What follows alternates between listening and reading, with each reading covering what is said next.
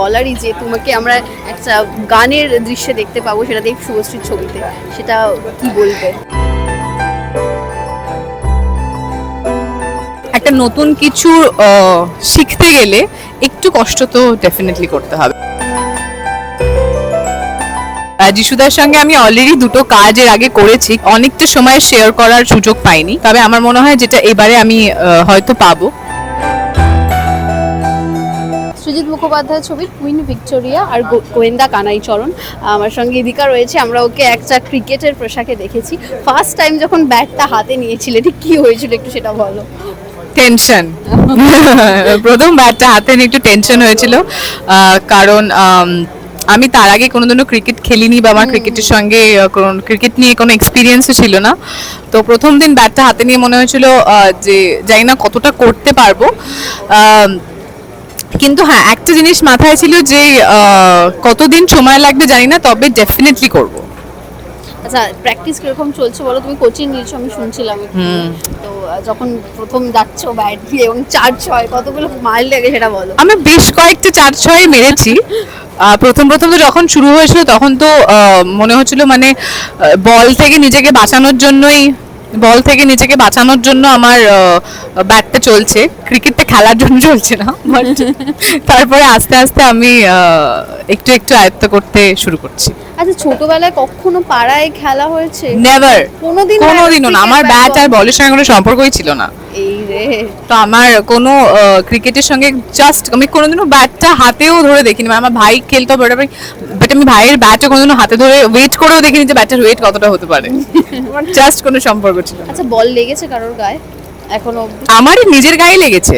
ও, আমার নিজের গায়ে অনেকবার বল লেগেছে, তবে আমার মনে হয় যে একটা নতুন কিছু শিখতে গেলে একটু কষ্ট তো ডেফিনেটলি করতে হবে। আর সেটা যদি ক্রিকেটের মতন একটা গেম হয় তাহলে 2-4টে বলের বাড়ি না খেলে তো সেটা ক্রিকেট খেলা সম্ভব নয়।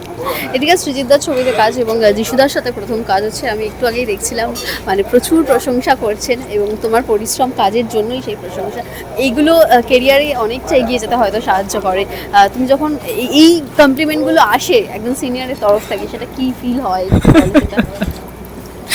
সেটা ডেফিনেটলি খুব ভালো ফিল হয়। যিশুদার সঙ্গে আমি অলরেডি দুটো কাজ এর আগে করেছি, কিন্তু পুরোপুরিভাবে স্ক্রিনের অনেকটা সময় শেয়ার করার সুযোগ পাইনি, তবে আমার মনে হয় যেটা এবারে আমি হয়তো পাবো। এবং হ্যাঁ, তাদের থেকে যখন এরকম মানুষদের থেকে যখন কিছু ভালো প্রশংসা পাওয়া যায় এবং সবথেকে বড় কথা যে তারা কাজটা দেখেছেন এবং সেই কাজটাকে অ্যাপ্রিসিয়েট করছেন, সেটাই খুব বড় ব্যাপার। বাট এখন আমার মনে হয় শুটিং যবে থেকে শুরু হবে তারপর তো তাদের থেকে অনেক কিছু শেখা বাকি আছে। একটু বলো যে ওপার বাংলায় কি কোনো কাজের কথা চলছে? আমরা শুনছিলাম এই মুহূর্তে আবার হয়তো জুটিতে দেখা যেতে পারে। আমি তো খুবই চাইবো যে তার সঙ্গে আবার কোনো কাজ ডেফিনেটলি করতে, তবে এই মুহূর্তেই আমার পক্ষ থেকে বলার মতন কিছু নেই। যদি হয় তাহলে আমি নিশ্চয়ই জানাবো। প্রাথমিক কথাবার্তা চলছে কি হতে পারে, তাই তো? এবং এদিকে আমরা আরো একটা বিষয় যেটা মানে এটা বলারই যে তোমাকে আমরা একটা গানের দৃশ্যে দেখতে পাবো, সেটা দেব শুভশ্রীর ছবিতে, সেটা কি বলবে? সেটা আমার মনে হয় সেই সবগুলোর বিষয়ে আমার এই মুহূর্তে কিছু বলার নেই। আমার মনে হয় যখন সময় আসবে, সঠিক সময় নিশ্চয়ই। তাহলে আশা করা যায় কি? আমিও আশা করছি দেখি ভালো কিছুই একটা হোক আর কি।